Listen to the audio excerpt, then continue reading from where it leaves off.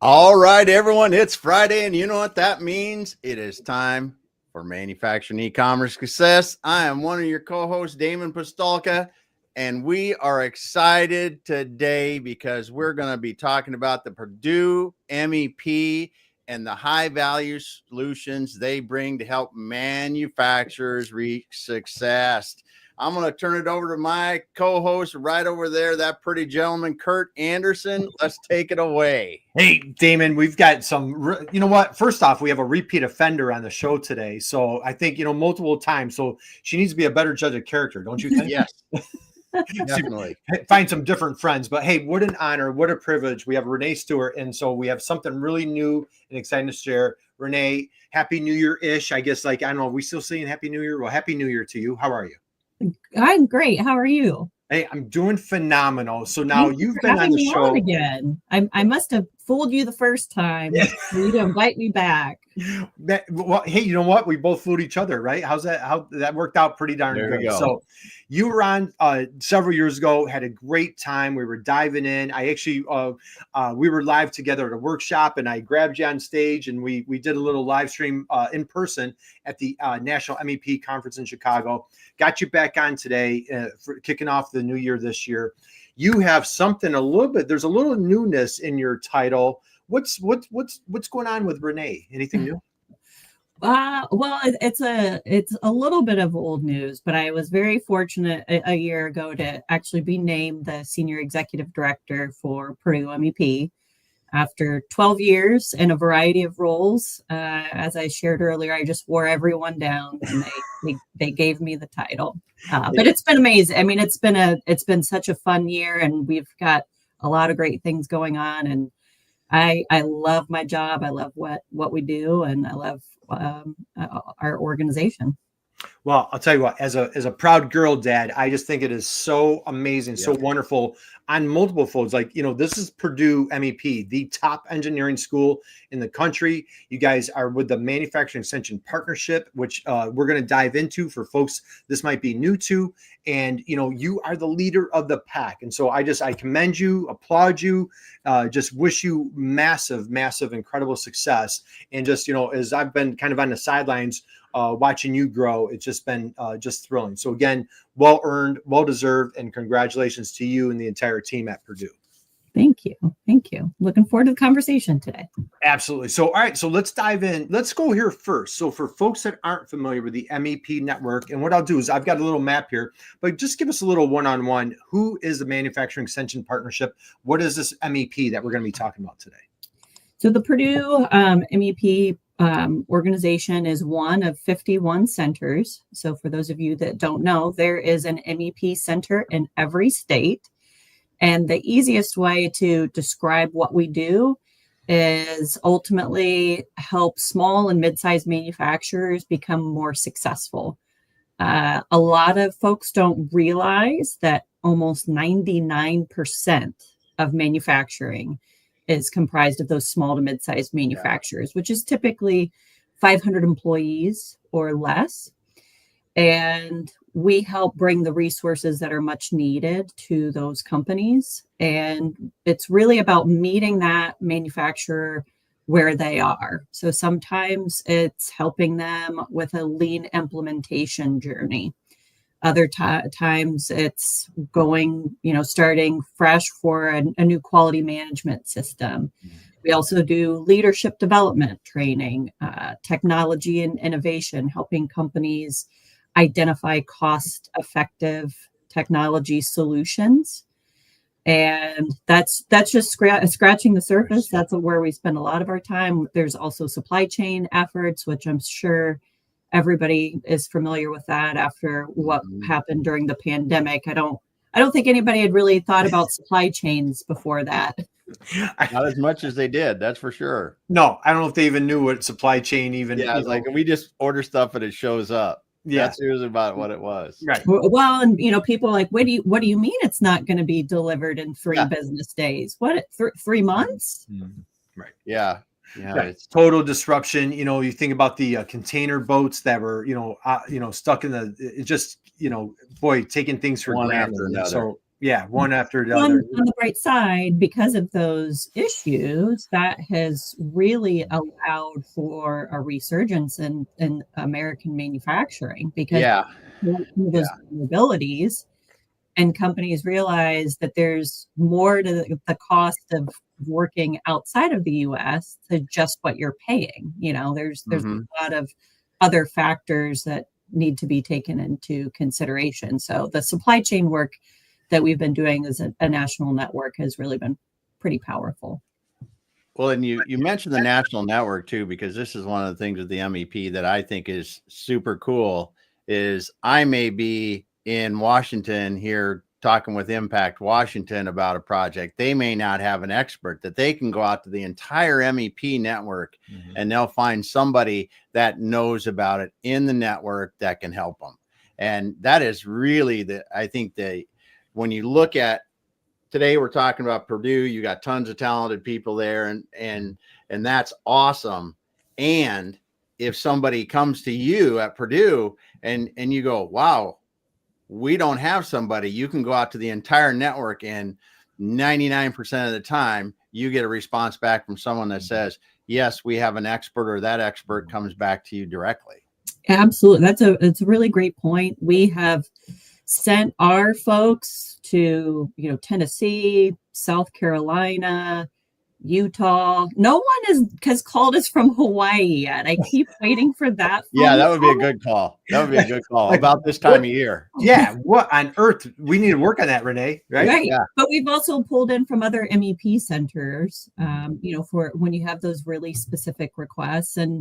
And it's also great because we're very collaborative. I heard from Andy Carr at the South Carolina MEP earlier this week, and he said, hey, I've been working with this company.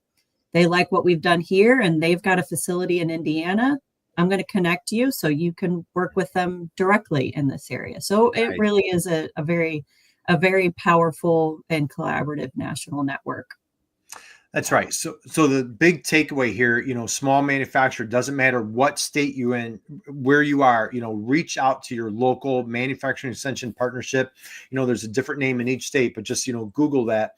And again, you can get the party started, Ranae, right? Yes. Just dynamic. And I know let's dive into Purdue. I know firsthand, we've had multiple of your teammates on the show covering, different topics, cyber, like you said, it goes right down to we're going to talk a little bit about AI. You help folks real heavy on DOD, marketing, lean, leadership. So let's see, just share a little bit. I'm going to grab your website and let's talk a little bit specifically what's going on at Purdue. Well, we are extremely fortunate to be the MEP Center in Indiana that is housed within Purdue University. This program aligns nicely with the land grant mission of the university to help strengthen the state, the economy, businesses. And as you mentioned at the start of our conversation, the strength that Purdue has in terms of engineering and STEM-based curriculum is a vast resource that we tap into ourselves. So in addition to our employees here at Purdue MEP, we frequently work with Purdue faculty and Purdue grad students for some of those really specific issues that are coming up for manufacturers, and they need that world-renowned expertise. So it's a dream come true. I'm a Purdue graduate. So coming back here and having the chance to work for my alma mater makes it that much better. That's awesome. Totally agree. Very sweet success, as we like to say, and I'm sure Purdue is just beaming with one of their students going off with a wonderful leadership role that you're playing. Let's we started discussing some of the attributes, some of the benefits that manufacturers can take advantage of at Purdue MEP. Let's hit this up a little bit here, Ranae. What are we looking at? So that's those areas right there are really our main focal points of where we're connecting with clients. The continuous improvement pillar, that's been something that has been a strength of ours for decades. especially, as I mentioned, the lean and the quality offerings that we have. And we've really expanded upon that significantly in the past 10 years to include, I mean, basically responding to market demands. What are the issues that are keeping decision makers up at night, and how can we craft solutions for them? So I know I briefly touched upon leadership. I feel like that's a good example of where there was an industry need and what we did to address that. A lot of times, individuals that have been great employees within a manufacturing facility are rewarded by being promoted. However, they don't have the managerial toolkit to succeed in that role. And that results in more turnover in that role and for the individuals reporting into those folks. So we created it's basically a 9-day offering for brand new frontline leaders that talks about things, team building and manufacturing, how to lead a team, how to have those crucial conversations, how to build trust with the individuals that are reporting into you. And it's been so successful that we launched a follow-on program to that. Again, another 9 days for that next level, that mid-level manager. And it was something that kept coming up with our conversations with manufacturers and, how do we address this? And we put together this program, and honestly, we're doing just about as much leadership as we are lean and quality with our clients. Well, it's such a great thing to be offering manufacturing, because typically, I grew up in manufacturing. I started, I think, first place, didn't do it when I was a teenager, but when I was, I did, I guess I did, about 19, I started. But, it was usually because of technical ability, or you're able to get things done, you got promoted. It was, and no one really talked about leadership as much as we should have. And I really think that's critical now, especially when we're trying to attract people into the workforce that are millennials and Gen Zers. Do I have that right? My son is that age, but because the leadership portion plays a bigger and bigger role as you're trying to attract people, because people don't want to simply come to work and do stuff.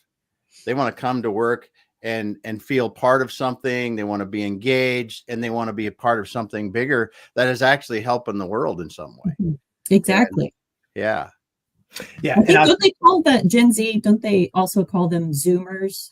I don't know. Because of, they grew up with Teams and Zoom. And Yeah. And I'll tell you, Renee, there's no surprise. We had the privilege of Jeremiah was on our program. And I'll tell you, he is a powerhouse. He is just dynamic, engaging, and just, there's no surprise that you guys are just absolutely crushing it with this program here.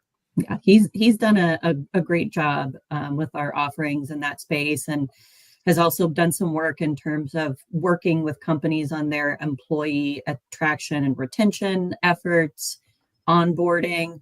So really helping manufacturers not only improve their ability to attract talent, to Damon's point, but also to keep who they have, because that's even more important, because if you can't retain your staff, I mean, that's just dollars walking out the door every time you have that turnover and have to start over and lose that tribal knowledge, right?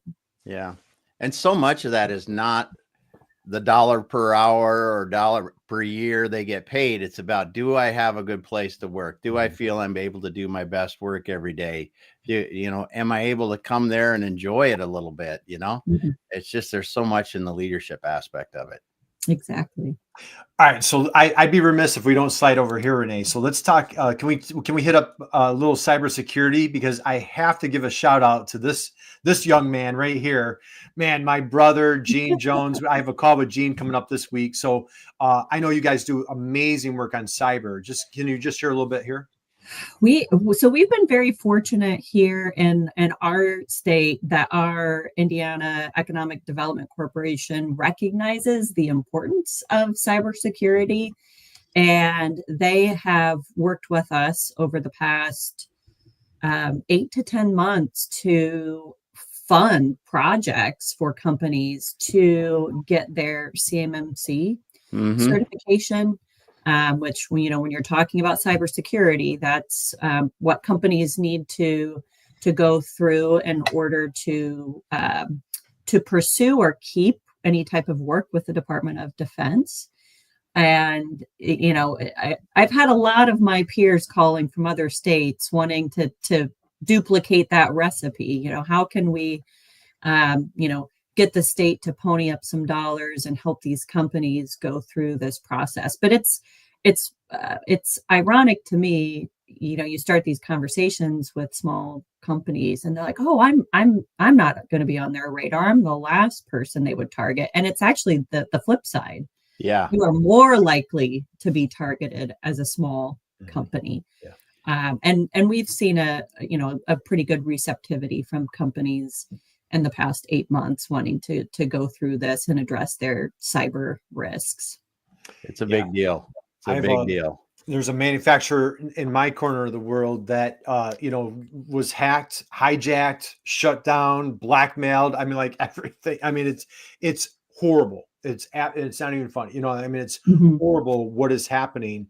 And so, yeah, I once again, commend you, the team at Purdue. I'm close to my buddy Gene here, and I just know with his passion and your entire team, you guys are doing great work protecting our American manufacturers. So again, round of applause for you guys on the cyber side of things. Yeah, no, it's very important, and it's gotten a lot more attention as of late because of people talking about TikTok, for example. Yes. Oh, what do you mean they're using this app to spy? And so it's making it more of a relevant conversation when folks realize the creative lengths that these folks will go through to try and attack your business.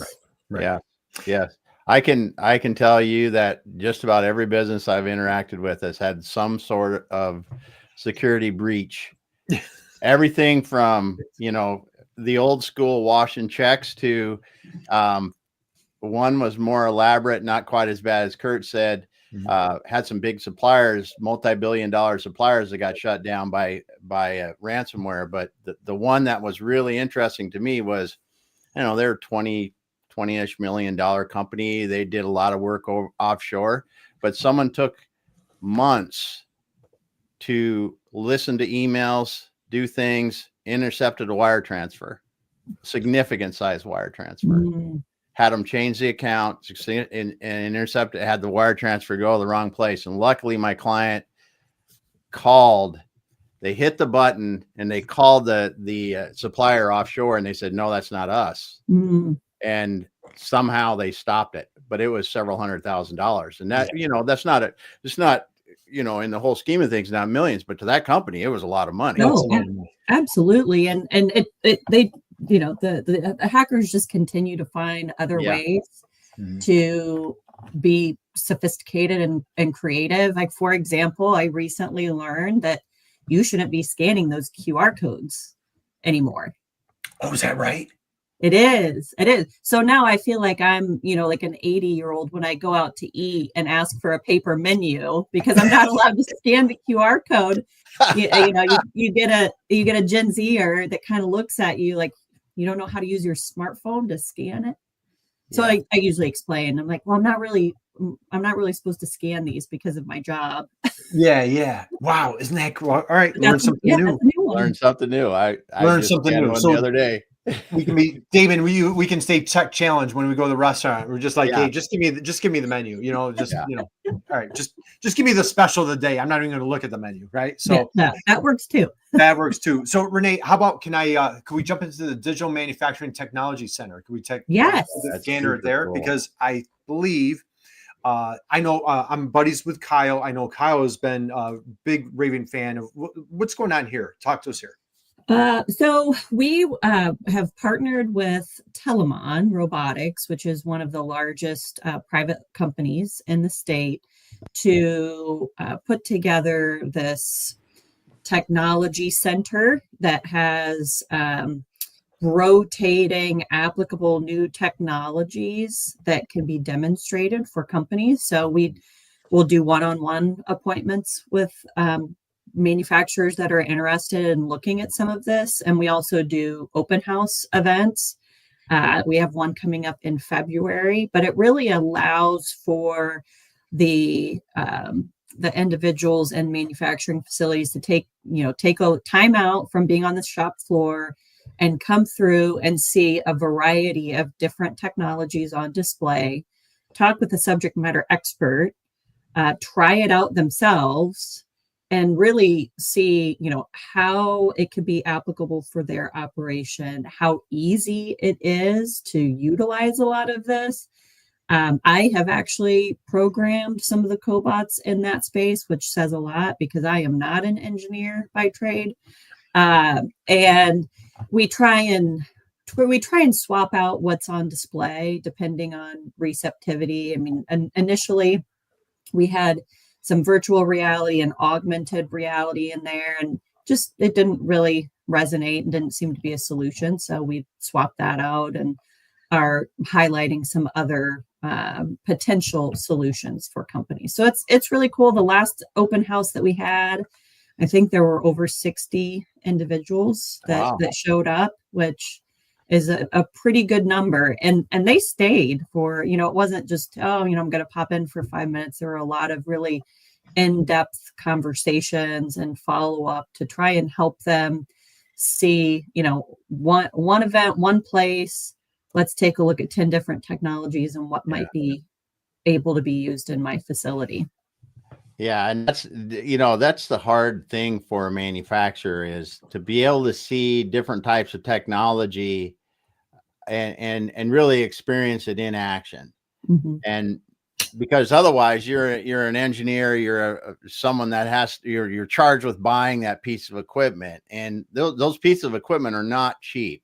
And you got 2 or 3 choices. You really, to see it in action is so valuable. Mm-hmm. And to be able to go one place and see multiple things working can really help you make better decisions. Well, and just to see the advancements that have been made in terms of, especially with cobots, how, people don't understand the various tools that can be utilized with just one cobot.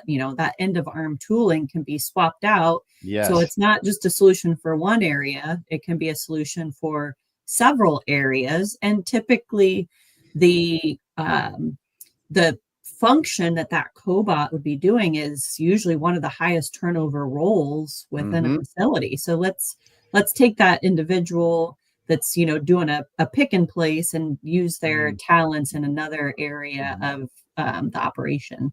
Yeah it's awesome, because you're absolutely right. And the other thing is, we've had for decades now, it's been harder and harder to recruit people into manufacturing. A lot of people are aging out normally in the manufacturing sector, and these cobots are helping us allow people to work longer if they want to, because they're doing the hard jobs. That's the big thing. You don't want somebody lifting 100 pounds over and over if they have to. And these robots do it all day long, and works just fine. Mm-hmm. And also then, if you can't find someone to do that certain task, and you can do it with a robot or a cobot, those same people that you couldn't hire for, the robot can help, or they can do something else in the facility we need them to do. So right. And the age-old joke that a robot never calls in sick to work. Yes. But coming back to it though, the safety improvements and in the quality improvements. I was just talking to somebody. Well, we were talking with one of the clients in Illinois there this last week about their robotic welding. I mean, you take things like robotic welding and all these other things that are moving heavy pieces of stuff around in the factories around, or articulating things, like you said, in different areas, so it makes it easier for people. It's just amazing what these things have done. And then the last the AI and the other things that are helping the controls and the sensitivity get better on them is just super cool. Absolutely. And being able to see how easily these items can be programmed, because that's another reason why manufacturers might be hesitant to make this type of investment, because they're concerned they don't have the talent on staff that knows how to program it. But, we have it set up to where they come in and we can show them, this is how easy it is to program this cobot. It's very cool. I always enjoy when we have those open houses. It gives me a break to go around and play and see if I can break anything, which I haven't yet. Yeah, well, that's awesome. Well, Ranae, if you're not capable of breaking it, just have me come over and I'll take care of that for you. So, like I'm not allowed to touch anything in my house. So, I'll come over to this. So, and, Damon, you talk about the safety and, we're kidding around about the workforce, and also that consistency, just getting that consistent where, so anyway, all right, let's keep moving forward. Damon, did you have something you want to add? Yeah, we got a couple people drop by and I want to mention some comments here. We got Usman dropping by today. Thanks for dropping by and dropping a comment there. We got Willie's. Hey, everyone. Nice to see you today. We got Cece. Great to see you today. And Florin. Always good to be alert and verify. Yes, it is in the cybersecurity world. Thanks for being here and dropping your comments. Yeah, thank you, guys. Happy Friday. Drop us a note. Let us know you're out there. Please do us a favor. Connect with Ranae on LinkedIn. Do yourself a favor. If you have friends, family, your dog, anybody in manufacturing, reach out to your local manufacturing extension partnership, the MEP. We're here talking with the one, the only, the director of the Purdue MEP. That's a great state of Indiana. Ranae, I wanted, did I close out the window? I want to go back. There was one more thing. And if there's anything that you wanted to show, are you comfortable? Could we talk about the supplier scouting network? Could we hit that real quick? Yes, absolutely. Okay, excellent. So I know I talked a little bit early on in the conversation about the supply chain efforts that we've been doing. And this is really kind of a true collaboration across the national network, to where if we have a client that's looking for a very specific part, we can reach out. So there's somebody in each MEP that is working on supply chain issues. And they have kind of this platform where we can send out a request to all 51 centers and ask them if they have any matches for this. So it kind of goes back to that reshoring comment that I made earlier, in that, you'd be surprised the number of times that we are able to find a match within the state or, the next state over. But I think it's just manufacturers have so much on their plates right now. They're trying to get product out the door. So when it comes to sourcing, a new potential supplier, it's easy to just tap into your local MEP program and ask them, hey, give us a list of companies that could fulfill this need. And I know personally for us, we've had several manufacturers in the state of Indiana that have gotten some really significant business opportunities through the supplier scouting program. Well, and it's amazing how many manufacturers don't know the manufacturers within a 2-mile radius or 5-mile radius. And then when you go, okay, how far would you go for that supply? Normally it's probably 50, 60 miles, right? And no one, I'll say that, and I don't know for sure, but most people are not going to have any idea how many manufacturers that for the specific thing that they could really need that they may be getting from across the globe. Yeah. Yeah. I mean, it is very much, it's been eye-opening, because I kind of made the assumption that, they would know who's in their backyard, and right. Never good to assume. So it's been a really, it's been a fun program to watch and see those connections being made, and just further strengthening manufacturing in the U.S. Yes. Yeah, and I think this is a really important takeaway, Damon. And we always preach that, having that vibrant, strong referral network, and I think this is, Ranae, I feel like I wanted to bring this up because I feel there's a couple important points here. For manufacturers out there, boy, God bless them. They are busy. They're, head down the grindstone. They don't dare lift their head above the trench, because they're dodging bullets, and they're just, kind of working away. And so when it does come time that they need that partnership, that collaboration, maybe they just, they're not super active on LinkedIn or on social media. So it's great when they can lean on you guys to be that network collaborator, to pull in those other partners. So I just, we've talked to other MEPs that are really relentlessly going this direction. We've been hearing some wonderful success stories. And back to your point, Damon, when we opened up, we've been hearing, Alaska has that wonderful success story when they partnered with the New Jersey MEP. Like, how many miles apart are they? And yet they came together, and we had a client of theirs on our show talking about how the Alaska MEP saved her $50,000 for a piece of machinery because of a partnership with the New Jersey MEP. And again, it's this network here is just so powerful. So anyway, Ranae, I just want to make sure. And I'm not sure, Kurt, if you're aware, this really was born out of how the national network responded to the pandemic. Yeah. So, people were desperately trying to find face masks, hand sanitizer, shields. And the national network not only helped make connections between, hospitals and hand sanitizer, we helped manufacturers pivot to make some of those materials that were needed. So it was a very proud moment for me to realize just how committed this program is, not only to the success of manufacturers, but just to, the country in general, and really just kind of completely doing a 180 and, okay, we can be a solution. Let's figure out how we can help what's going on right now. Yeah, absolutely love it. So, man, I have so much to talk to you about, and our time's flying by.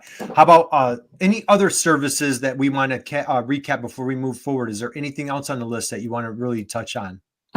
Well, I think we were going to talk a little bit about AI. We are going to talk about AI. So let's dive into AI. And I just wanted to see, was there anything else? Before we dive into AI, are there any workshops, any events that you want to put on the radar that we've got coming up that you want to give a shout out to?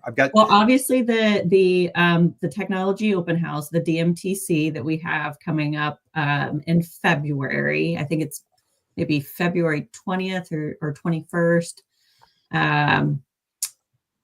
Yep, there we go. February 20th.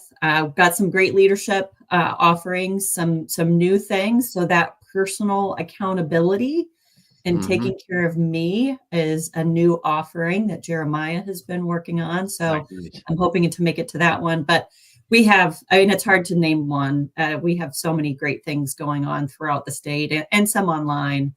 Yep. So I encourage you to check it out for yourself if you're interested. Yep. So stop by the Purdue MEP, go to their events section, all sorts of fun things. So speaking of AI, we have a fun, as a matter of fact, we're going to be doing, we've got a couple fun workshops coming up this year, 2025, that we're partnering with you guys on. But let's dive into AI. Ranae, we had our mutual best friend, Art Thomas, was on the show.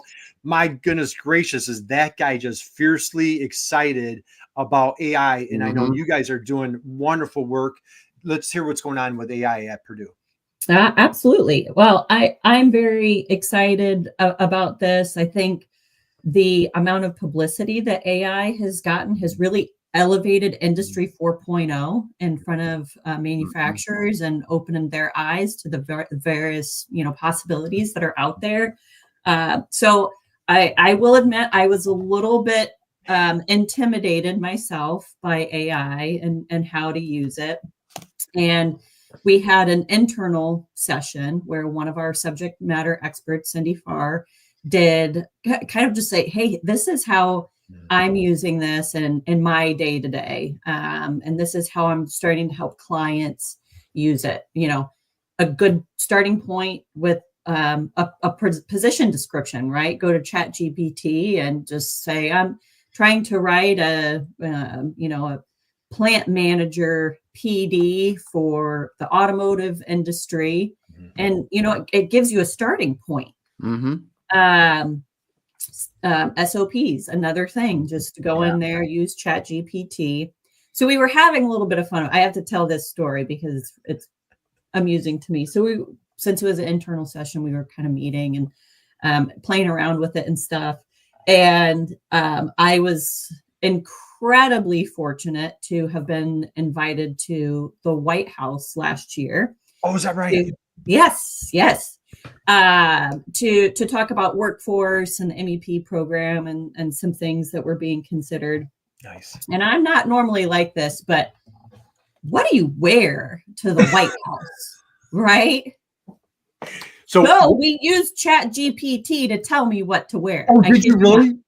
We did. We put in, middle-aged woman going to the White House in the spring. What do you wear? So we generated the answer. And then, yes, I did have to take a picture to show the team that I followed what ChatGPT told me to wear. And I think I nailed it. What did it tell you? So it basically told me a conservative dark navy or black pantsuit with a neutral color blouse and low heels.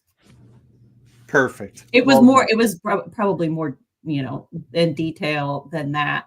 But it was just, it's just kind of fun to get in there and play around with it. But we are, as an MEP, we aren't telling people to use ChatGPT for their wardrobe, but helping them utilize it from any end of the spectrum. How can you tap into AI to do some simple day-to-day tasks, administratively, all the way to how can you use this to transform your business and truly, weave it into what you're doing as a company. So it's been really exciting to see the level of interest that we've had. And really it's been just 4 or 5 months, I'd say, that we've started to have those substantive conversations with companies.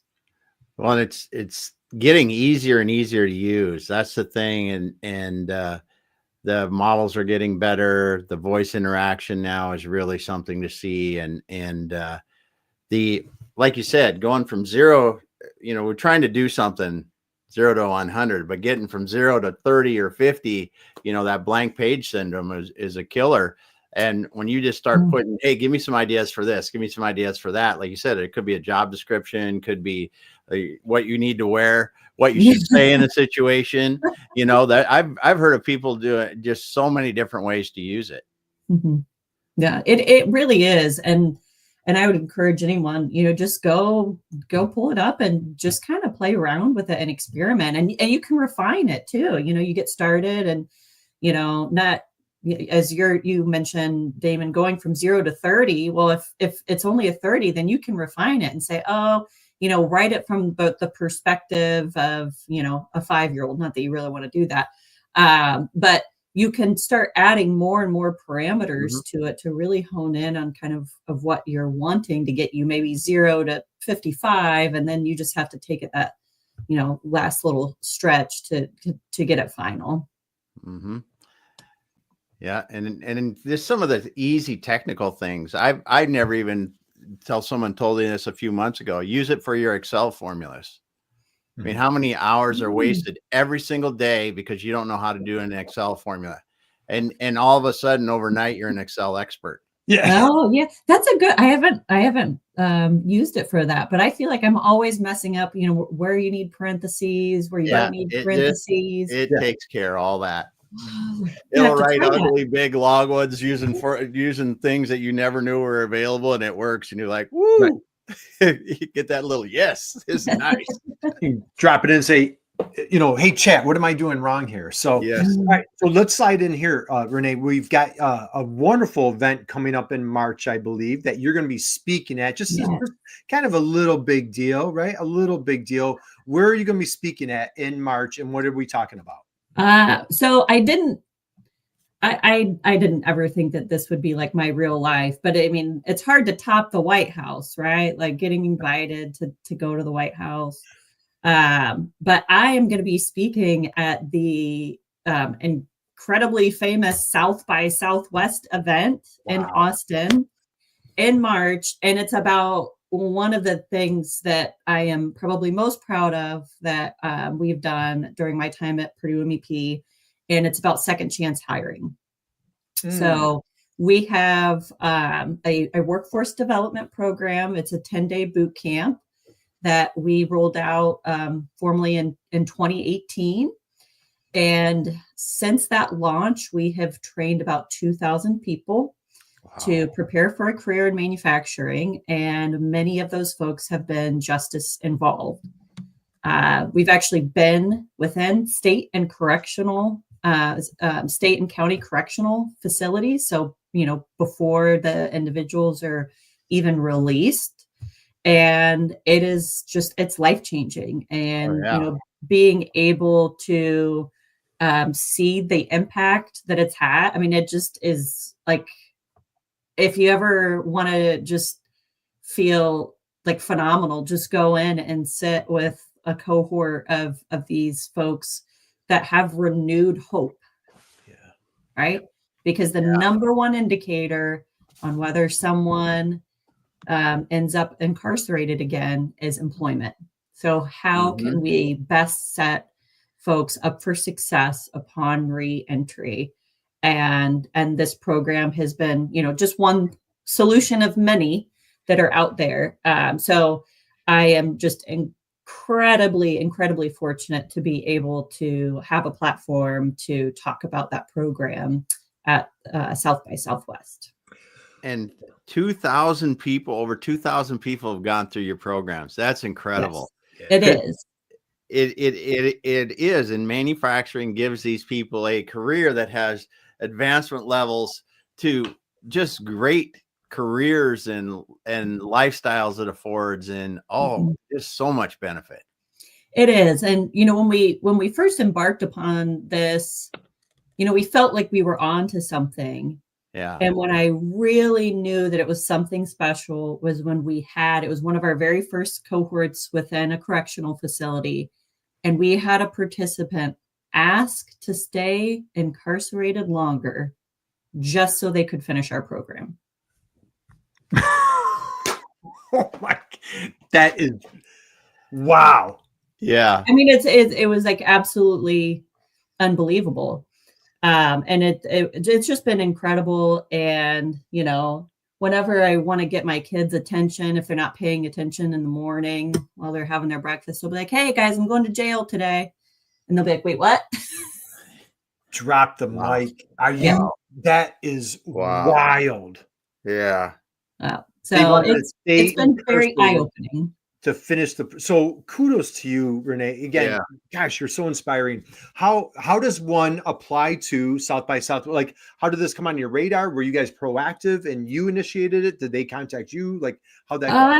I never in a million years thought this would be a possibility. But this program has gotten a lot of attention, not only in Indiana, but outside Indiana. So for example, we have worked with the Tennessee MEP. Nice. So they have this curriculum in their state, and they're doing the same thing.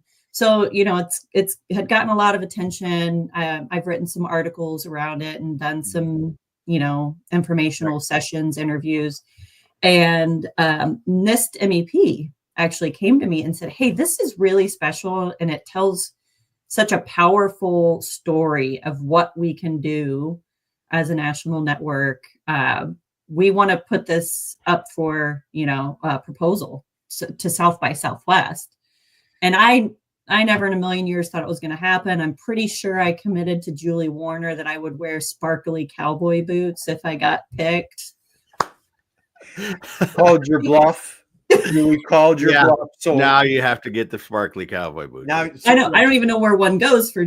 I guess I'll ask ChatGPT. That's right. Yes. That's right. So we were fortunate in that we were one of the selections for it. So I'm very much looking forward to telling that story. And what makes it even cooler, we have done quite a few cohorts with a reentry center in South Bend, and their deputy warden is going to go with me. Oh, right. And talk about it from his perspective, because he's seeing, firsthand, I can go in and sit with a cohort for a few hours, but, he's seen over time that the impact that this program has had on participants. So it'll be a really fun time. And I'm looking forward to telling that story. Mind blowing. Okay. Yeah. So I know, gosh, I know, I think I'm actually keeping you over. So Ranae, how does, this, all right, first off, thank you. That is what an inspiring story. What a great way to kick off this program here. How does somebody, I'm asking for a friend, how does somebody graduate from Purdue, kind of start their career in, it looks like marketing, right? Yes. And then how do they become the director of the Purdue MEP? So I know I usually ask this first, but we had a bunch of other things that we wanted to get to. So if you don't mind, we'll wind down and close out on this. But just share with us, when you were undergrad at Purdue, were you kind of in that marketing mindset? Like, were you thinking what your career would look like? Did you ever see yourself in manufacturing? What were you thinking back then? So honestly, so I wanted to just go solely into marketing, because I was like, I'm going to be a sports marketer. I'm a huge sports fan. So I'm like, I'm going to be a sports marketer. I'm going to work for Nike, and my dad was like, I am not paying for you to get a marketing degree. You will get a business degree. Is that? It is, right. So hey, good for dad. Yeah. But I showed him, because I got a business degree with a marketing minor, and then I actually got a marketing job. Yeah. But what kind of inspired me along this path, my first job after graduating from Purdue was at a very small B2B marketing agency that solely worked with manufacturers. And that was my first true exposure to manufacturing. And I was like, this is super cool. Like, we build all of this stuff in Indiana. I mean, I don't know what I thought happened, like how things were made. And it was almost like a missed opportunity for me, because I excelled in STEM. Like I would have been an ideal person. I loved math and science. Yes, I'm just feeding into our conversation earlier about how big of a nerd I am, Kurt. I own it. And I thought, wow, this is really cool. I really love this. And then I kind of took a little bit of a detour and worked in professional services for a while. And then this opportunity with Purdue MEP came up, and I was like, this would be incredible, because it combines so many things that I love: Purdue, marketing, and manufacturing. And what a great story to be able to tell. So I came on board in 2013 as the marketing manager, and have just grown in various roles, and find myself here and just having an incredible time, loving what I'm doing. We've got such a phenomenal team, as you've met a lot of them, and it's great, going to work every day when you know that you're making such a huge difference. Yeah, it's not, what do they say? You never work a day in your life when you just pursue your passion. And I just, and what an amazing gift that checks every box. Wait, it's my alma mater. Oh, it's manufacturing. I can do marketing. And again, like I've known you several years now. So even from the time that we've been friends, I've had the privilege of watching you grow. Did you, when you sent in your resume, that first, I don't know if you can go back 2013 in that first interview, did you ever think you'd be sitting in the director's chair? No. No, because Dave Snow terrified me. And I was like, man, I don't know if I could ever be that scary. Well, I never thought that this is where I would land, but I've just been incredibly fortunate in my career. I've had great mentors, and like I said, I wore them down. I'm just still standing. You wore them down. So Ranae, as we close out, future, what's the future? And the thing is, like, the sky's the limit. I'll tell you, you're at such a young age, you've accomplished so much, and your passion is just so contagious. What do you see? What's the future at Purdue MEP? Dream. I mean, we have a lot of exciting stuff on the horizon that we're working on. We just went through a process to kind of map out what we think the next few years looks like for us, and where can we grow and expand. And certainly technology and innovation is going to be a huge part of that. Not just helping identify and implement technologies, but upskilling folks. I think you've caught on. That's something that's really important to me, is the workforce, and how can we help them continue to grow and learn. So how can we pair those new solutions with helping the workforce develop into knowing how to use those solutions? But there's a lot of great things going on. I feel like we're just scratching the surface. We were very fortunate to have gotten some funding from the Department of Energy to work on a playbook that's around electric vehicles and electric vehicle components. Nice. And, how can companies, maybe look to grow into that space in the future? So just looking for other opportunities like that, where we can be a little more forward looking and helping companies prepare for the future and looking for new markets. It's a lot of fun. There's a lot of great things that are on the horizon. Well, congratulations. Sky's the limit. I tell you, it's just, Damon and I just love having a front row seat just to see where you end up. Who knows where she's going to end up. Damon, your thoughts as we close out. Damon, any takeaways? What do you got? Oh, I'm just excited that we got to talk to you today, Ranae. It's so great to hear what the Purdue MEP is doing and how they're helping the manufacturers there compete and, just really thrive. Well, thank you so much for having me. It's been a blast. Kurt, it's always fun. Damon, it's great to finally have gotten the chance to meet you. So last question for you, Ranae. You're a sports fanatic. Who's on your menu? So I'm assuming the Boilermakers, right? Number one? Yes. Actually, my number one team is the Atlanta Braves. Oh, you're a big Braves fan. Okay. I'm a huge Braves fan. Okay. What else we got? Braves, Colts, which that's been rough. Yeah. We're getting through it. We've got, some therapy going. Boilermakers, they're always going to be up there. Just went to the Pacers game this past Saturday. Nice. I love sports, even when it breaks your heart. Well, even when it breaks your heart. So Damon, I can't help myself. I know. Ranae, the absolute last question for you. Being the big Braves fan that you are you ready? Yes. Are you sitting down? You ready for this question? Yes. Okay. The Braves are playing the dreaded Mets. Okay. Just the dread, like, ooh, right? Can you feel it? Can you feel like, is this like Mike Piazza Met era? Is that where you going back? What is your most dreaded, right? Like, so what team am I disliking the most? We'll go with the Mets, right? We'll just go with the Mets. Okay. Who likes the Mets, right? If you're a Braves fan, you can't like the Mets, right? No, they're playing the Mets. They're at home. It's bottom of the ninth. Okay. Braves are playing the Mets, bottom of the ninth. There's somebody on second base. Tie score, and there's 2 outs. Okay. The manager of the Braves looks down the bench, says, "Hey, Stewart, grab your bat, grab your helmet, get to the plate. Could you please hit in the winning run? I've got dinner reservations. I want to get out of here," right? So you walk up, you grab your bat, you grab your helmet, you're walking up to the plate to hit in the winning run, bottom of the ninth, 2 outs against the dreaded Mets. As you walk up to the plate, Ranae Stewart, what is your walk-up song? Oh my goodness.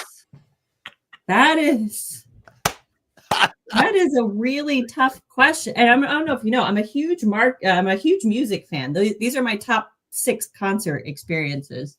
Who's behind you? So we've got the Churches, 21 Pilots, San Fermin, Outkast, Kendrick Lamar, and Kid Cudi. Nice. So wow. I'm probably going to have to go it's going to have to be Kendrick Lamar, but I don't know what song. How about Outkast? Hey Ya. I would probably go Bombs Over Baghdad for Outkast, and maybe Not Like Us from Kendrick Lamar. It's tough, but it's definitely going to be something in that genre. One of those. I'll get back to you the next time I'm on here. I'll have there you go. Yeah. So we like springing that one on you. So anyway, thank you for playing. So all right, as we wind down, Ranae, congratulations. It's an honor and privilege for us to again watch you grow, all the work, amazing work. We wish you massive success at South by Southwest. Man, I wish I was flying. Well, Damon, we might have to go, dude, just to see Ranae. Man, this is awesome. What a thrill, what a privilege. Ranae, we wish you, your team. I want to give a shout out to Julie, Art, Jean, Michelle, like your Kyle, everybody at the Purdue MEP. And so again, thank you for our relationship. And we just commend you, applaud you. And as we like to say, as we close out, just go out and be someone's inspiration, just like our dear friend Ranae, and you'll make the world a better place. So, Damon, how about a round of applause for Ranae and everybody out there? Give us a little round of applause for Ranae. Thank you. All right, Damon, we'll hang out with us 1 second. Ranae, Damon, take us home, will you? All right. Well, thanks, Ranae, for being here and talking with us about the awesome things that the Purdue MEP is doing. I also want to thank everyone who dropped comments today, and we had MD dropped one here when we were finishing up. Nizam, thanks for being here. And everyone else that dropped comments. Love it that you did. All you listeners out there that didn't drop the comments, we appreciate you. I just want you to know we appreciate you listening. We saw you were on today, and we want you to come back again next time with us because we are here on Mondays and Fridays talking with great people in manufacturing. If you got in this late, you're going to want to go back to the beginning, start over and listen to Ranae from the beginning. We will be back again next week. Everyone have a great weekend.